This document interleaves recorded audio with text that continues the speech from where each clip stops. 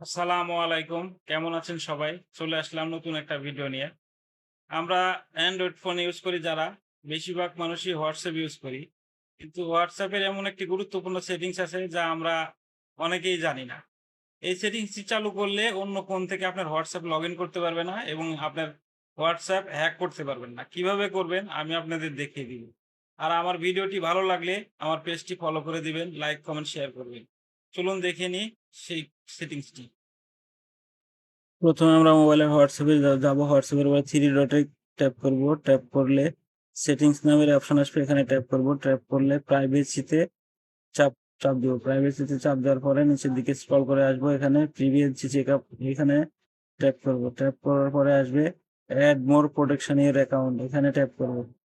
Tap করলে এখানে দেখাবে টু সেটআপ ভেরিফিকেশন। এই টু সেটআপ ভেরিফিকেশনে আমরা একটি 6 ডিজিটের পাসওয়ার্ড সেট করব। টার্ন অন করে 6 ডিজিটের পাসওয়ার্ড সেট করতে হবে এবং এটা যত সম্ভব মনে রাখতে হবে, না হলে ডায়েরিতে লিখে রাখতে হবে। পরবর্তীতে যদি WhatsApp অনেক সময় ভেরিফিকেশনের জন্য বা আপনি আইডি চালাচ্ছেন কিনা এখানে দেখার জন্য এই পাসওয়ার্ডটি চাইতে পারে। পরবর্তীতে এই পাসওয়ার্ডটি দিয়ে